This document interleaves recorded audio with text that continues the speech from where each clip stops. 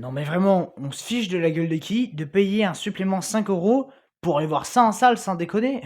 Mais ça mérite pas l'IMAX ce truc, c'est un film lambda. Vous croyez sérieusement que j'ai tué ma femme? Je crois qu'il y a des choses que vous ne dites pas.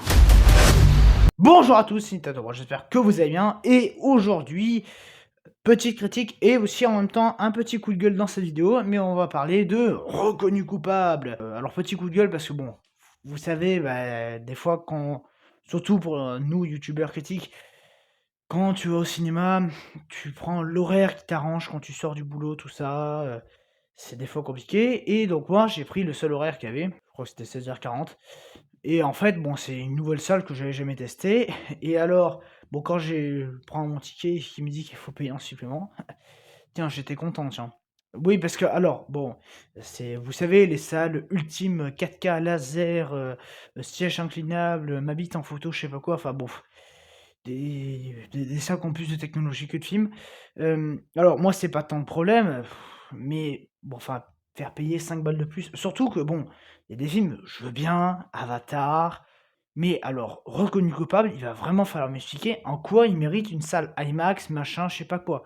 Bah, il y a rien de particulier, quoi. Donc, de quoi que ça parle, Reconnu coupable, je suis l'officier Draven, donc interprété par Chris Pratt, qui en fait, bon, il a participé à la fondation d'un tribunal juridique, fait par une intelligence artificielle, c'est donc Merci, ça s'appelle et donc en fait, c'est, enfin celui qui apparemment a fait un crime et jugé, il est sur sa chaise, il est attaché et tout et il a 1 heure et demie pour prouver son innocence, face à une intelligence artificielle, impitoyable et donc c'est lui qui se réveille là, il comprend pas pourquoi et en fait, c'est parce qu'il est accusé du meurtre de sa femme et il va tout faire pour essayer, de prouver que c'est pas lui.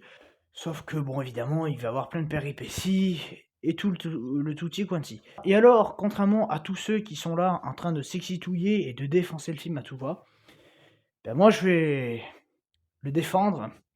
Ah, je vais être un peu son avocat. Heu, bon, on va faire beaucoup de jeux de mots sur ça. Mais alors, honnêtement, alors voilà, je voyais tout le monde dire: «C'est le premier tron de l'année, machin». Bon, venant de personnes qui n'ont apparemment pas vu Greenland Migration, non, enfin, c'est pas du tout le premier tron de l'année, enfin, pour moi, le premier tron, ça reste, enfin, c'est pas un étron, ce film. Alors oui, c'est pas non plus le film du siècle. Oui, je pense qu'on verra mieux cette année et bon, enfin, je pense même que j'ai déjà vu mieux, tu vois? 28 ans plus tard, ça m'a beaucoup plus plu. Mais j'ai pas passé un mauvais moment. Alors par contre, c'est vrai que ça fait pas forcément film de cinéma et ça se voit parce que c'est produit par Amazon où, tu peux le sortir sur plateforme de streaming, hein, très clairement. Oui, voilà, c'est sympathique, c'est pas non plus, enfin bon, c'est si vous voulez le film, c'est souvent, des plans fixes sur, Rebecca Ferguson, sur Chris Pratt et puis t'as, je sais pas moi, ça fait un peu la guerre des mondes. Le seul aspect que je trouvais correctement bien fait, enfin l'aspect un peu gestion, moi je trouvais ça sympathique, la manière dont c'était fait. Bon là c'est pareil, c'est un texte et puis derrière, puis devant tu as un téléphone, enfin ça va beaucoup switcher, donc ça va beaucoup jouer sur le montage et même je dirais le montage dans le film, puisque, tout ça en fait, c'est con, on n'y pense pas, mais ça a dû être un véritable travail de titan sur ce film. Parce qu'ils ont dû tourner tous les trucs à l'avance pour après tout projeter au bon moment.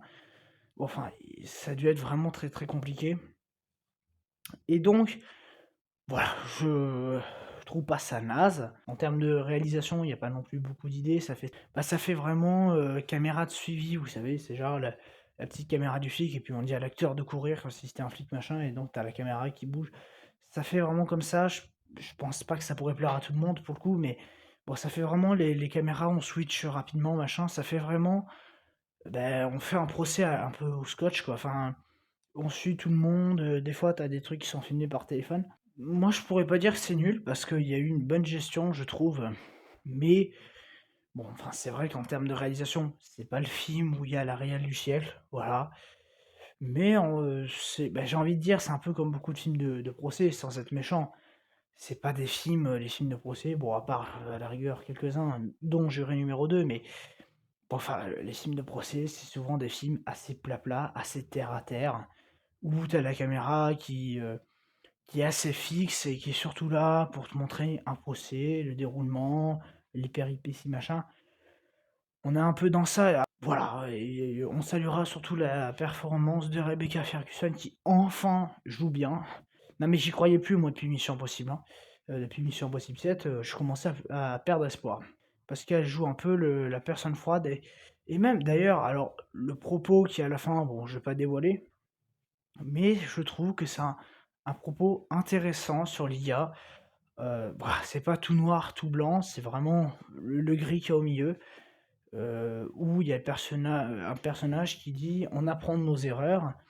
Enfin, humain comme machine, on apprend de nos erreurs et j'ai trouvé ça, en fait, très bien parce que oui, bah, les IA, ça a des erreurs que des gens corrigent et du coup, je trouvais ça bien. Puis c'est pas aller non plus à 100 dans la personnification, c'était un peu, bah, les programmer pour faire la justice. Donc finalement, il va un peu déjouer ça, Chris Pratt pour pouvoir l'emmener là où il veut.